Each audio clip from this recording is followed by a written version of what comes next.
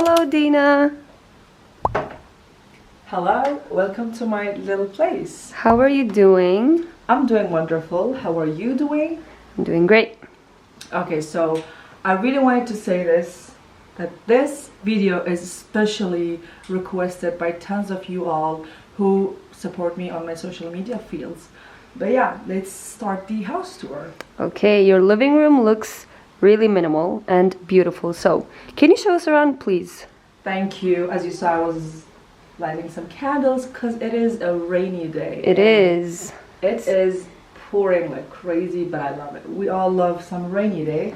I'm going to start from this corner, which was the most updated one because I believe this was the last furniture piece that I've ordered for this room. In fact, I wanted to get this in the kitchen, but the interior suited this place so much. So yeah, and I want to say that this is my favorite spot in the house. I study here and edit videos, just pass my time here because it's kind of like a mini home office as well. Behind this, we have those two frames which says start with Bismillah and end with Alhamdulillah.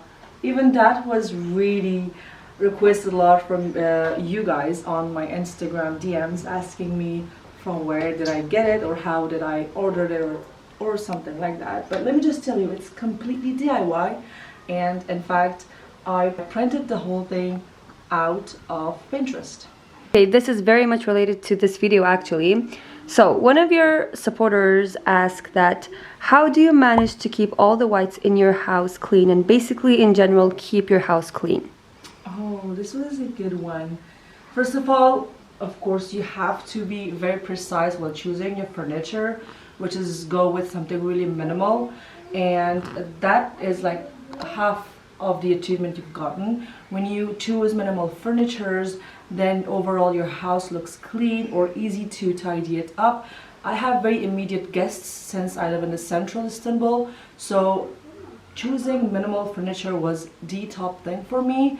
And then yeah, just have your daily cleaning, but then it's very easy for you to stay clean. Okay, can you show us around your living area, please? All right, so after the dining table, we have the sofa, which has been talked a lot. And I kind of went with something which was trendy, which is so not me. But then I really liked the design of it, and it is very minimal, yet it is huge. It is an L-shaped sofa, but then the material and everything was custom made. It was literally ordered from another province. It took a good month, which is not something really normal here in Istanbul. When you order something, the next week it's there in your address, but here that is not the case. I waited a long time, but it was worth the wait. So yeah, this is the sofa. Coming to our coffee table, I went with glassware. I just wanted to keep that geometric design. Actually, I wanted to get a round one, but then I saw that my sofa is very much rectangular and square kind of shape, if you can tell. I wanted to continue that to keep that clean look. And then yeah, behind the sofa you can see the continuation of the frames, but this one I originally got them back 2 years ago. This one, as we all know, is like the Empire State, and then this one is the science library in Poland, I believe. I really like the architecture of those, so I wanted something like black and white, something really minimal art. I did not want it something like screaming, because again, I will remind that we are going for something really minimal. All that clean look had to kind of embraced by the friends as well. Let me ask you another question. Okay, so one of your supporters says, how many languages do you speak? Ooh, I think there are so many new people joining us, and I love that. Thank you so much. I can say 5. Okay, starting from my native language, which is Kazakh, and I'd like to say that I'm from Kazakhstan. This has been one of the most DMs that I get on daily basis. I'm from Kazakhstan, so Kazakh is my language, native language, mother tongue as per se, and then English as a second language. Then of course I live in Turkey, and it's been like what, nearly a decade. So Turkish, I'm really fluent in that. And then Hindi or Urdu, I do mix it up a lot, but then I really understand it very well. Back to the last one, which is fifth, it's Farsi or Persian. I'm really fluent in that as well. So all in all, I know 5, but I do like to remind that I understand Arabic. I kind of can speak very little, but I don't want to categorize it as a full language. So yeah, 5. Amazing. Okay, you can move on now. This is a IKEA shelf which I had in my office. I really wanted to bring it home because it's really matching the whole furniture, and I feel like this place is still incomplete. The wall is completely empty, which is not me. I really want to put something minimal, but I'm searching for that art piece or maybe something which has to do with like Islamic code or something like that. Here I have my wedding albums, which the guests can enjoy while waiting for me to bring in tea or while waiting for me in general. And on top of that, we have the Quran Kareem, the holy book that my dad gifted me as a wedding gift, which is a masterpiece because it's just not a normal Quran Kareem, which I've mentioned in my Instagram earlier. Next to that, we have another Quran Kareem stand. This one was as well a wedding gift, but this one I got it from Dubai. It is the translation of Quran Kareem. This has really helped me a lot while studying my religion. And this is the Wonderland. I always have it out in winter because I like the vibe of it. So yeah. Moving on to the TV unit. Originally we did not want the TV here. Ilyas is looking for a good projector. That's why he's like, do not put anything on top of this.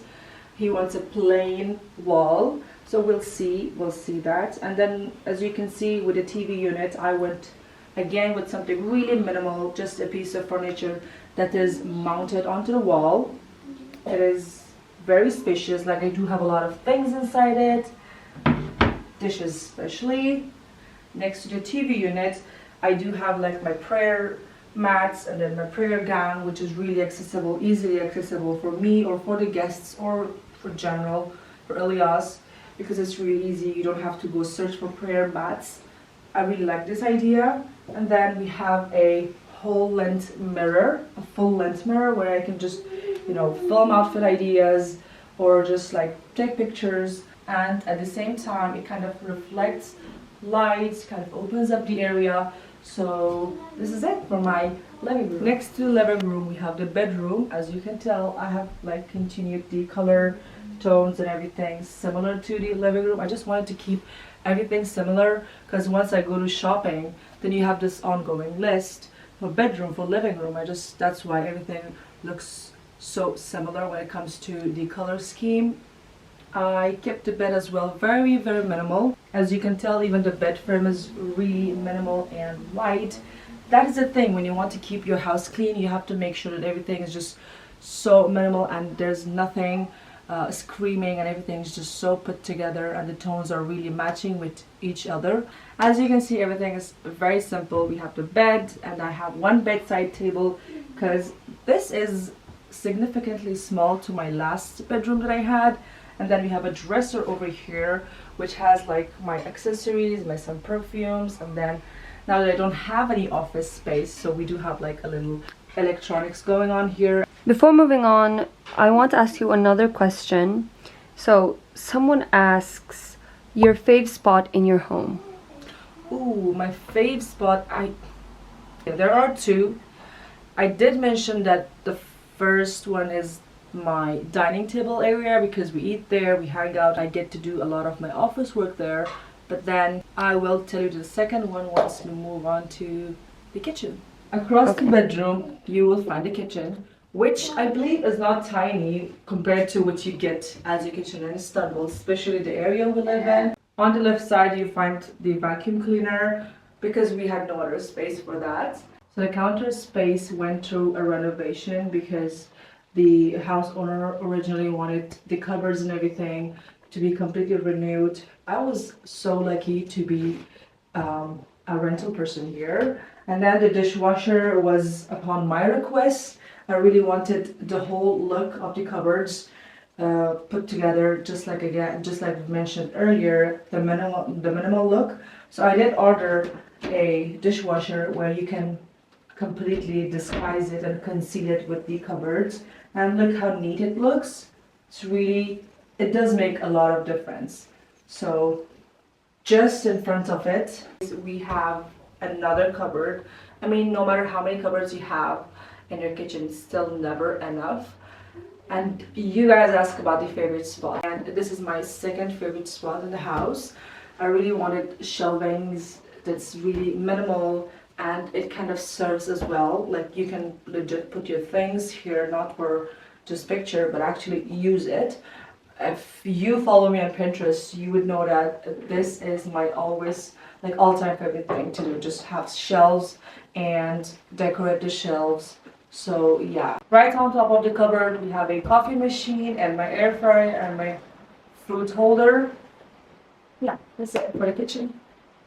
Next to the kitchen we have Zach's room, and let me tell you, this is the first room he has. Once he turned 5, we were so lucky enough to decorate a room for him.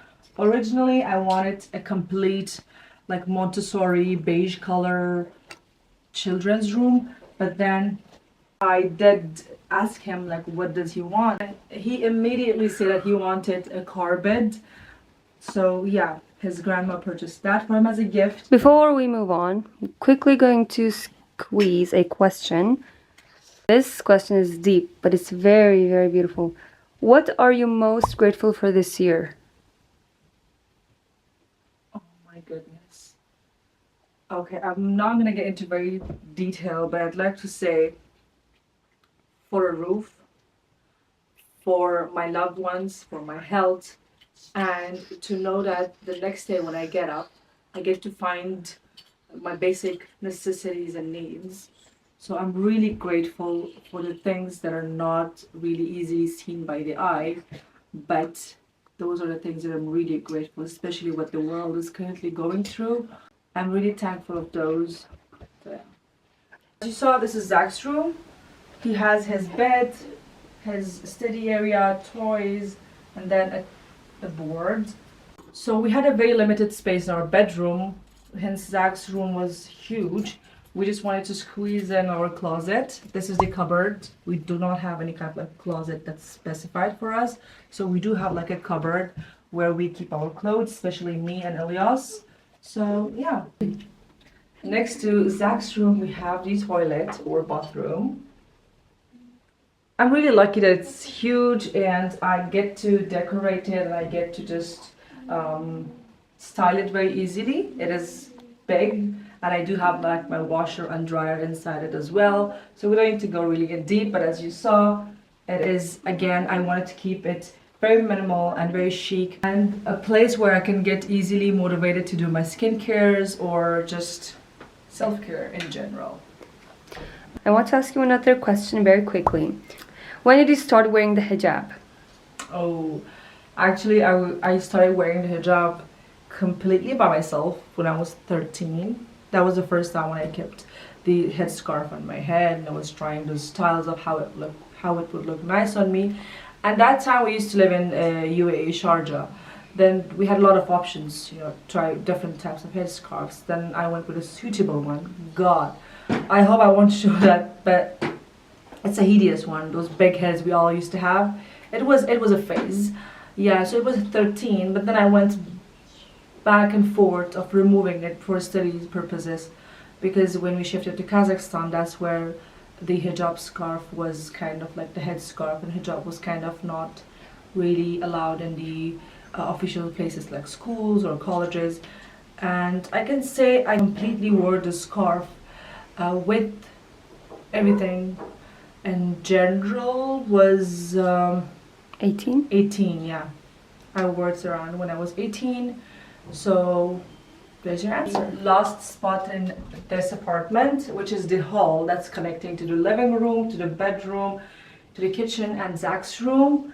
This is like a square hall, which is kind of like the main area. This is like the entree, the entrance to our house. And I just decorated with a mirror where we can just look at ourselves one last time before we head off. And then I decorated with some candles, some plant, and diffuser. And then popped off some stickers just to give it a little speciality. So yeah. One of your supporter asks, why aren't you filming any YouTube videos? Oh, I feel like I do really need to give an explanation. It has been a good gap of 4 to 5 months. I've been taking my time away of YouTube. I think it's since summer. First of all, the whole moving and shifting process was a very sudden and immediate decision for us. Once we got this apartment, we were so happy. Then it had a whole renovation phase, which we had to change, like the complete change of the kitchen, like the cupboards and everything. We had to paint it all over, and that took a lot of time and energy. And then we had some traveling to do. We did lose very dear people for us, so all that came on top of each other, and it was too much for me to just take out my camera or film. But I'm here, we're back with a beautiful house tour, I believe, and I will be very much active, inshallah, and I'll be posting a lot of videos.